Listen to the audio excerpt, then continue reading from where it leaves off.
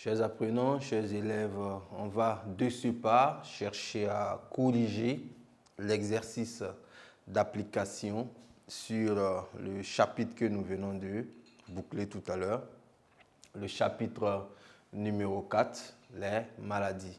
Voilà. Donc, notre exercice va se concentrer uniquement sur le paludisme. Voilà, il est dit ceci, citer 4 signes de la maladie du paludisme, quel est l'agent causal du paludisme, citer 2 mesures préventives du paludisme.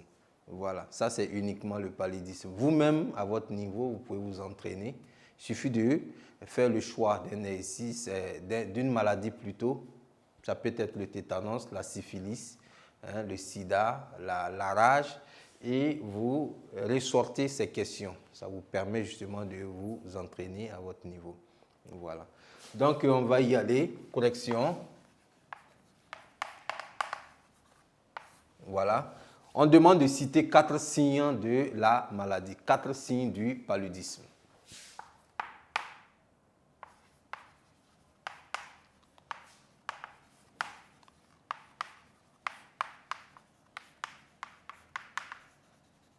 Bien, 4 signes du paludisme. Voilà, il suffit de vous référer au tableau que je vous ai donné. Là, nous avons les symptômes. Symptômes égale à signe. Symptômes, signes, manifestations, ça se rejoint. Ce sont des synonymes. Voilà. Donc, 4 signes de la maladie. Premièrement, il faut dire que l'individu qui souffre de paludisme, les premiers signes, ce sont les fièvres qui ne s'arrêtent point, fièvre intermittente.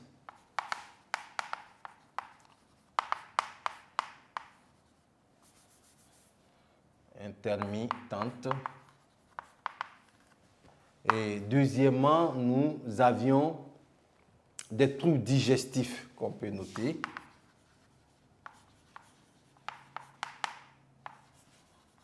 Les troubles digestifs. Il y a les maux de tête. Voilà, au-delà des maux de tête, il y a les sensations de froid.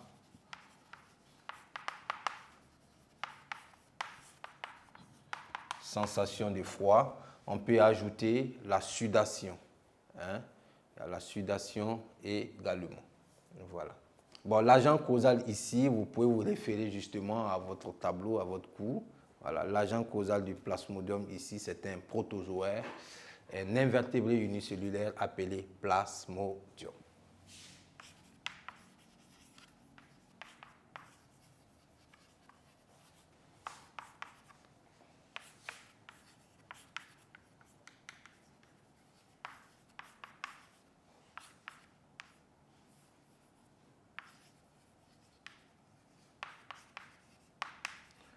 Donc, l'agent causal du paludisme est le plasmodium.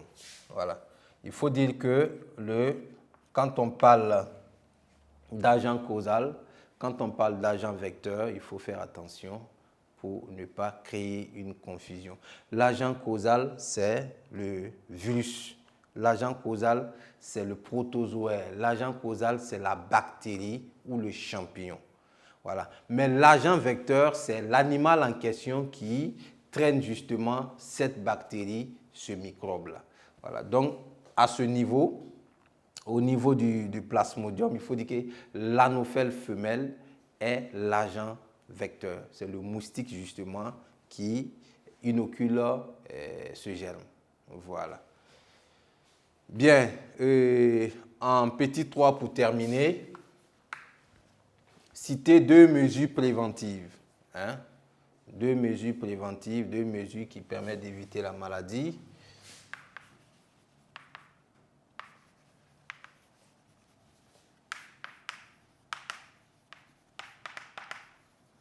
Bien, les 2 mesures préventives, premièrement, on peut citer l'utilisation du moustiquaire.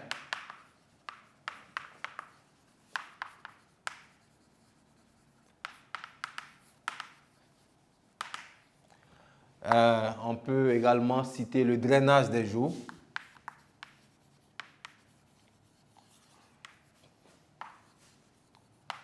Le le drainage des eaux stagnantes. Voilà.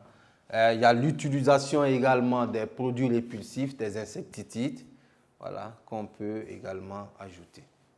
Chers apprenants, chers élèves, nous voici au terme de ce petit exercice d'application.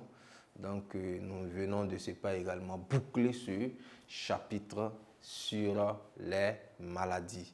Il faut dire qu'après ce chapitre-là, c'est le dernier chapitre de ce thème, nous allions aller à un autre thème. C'est le dernier thème justement de notre programme.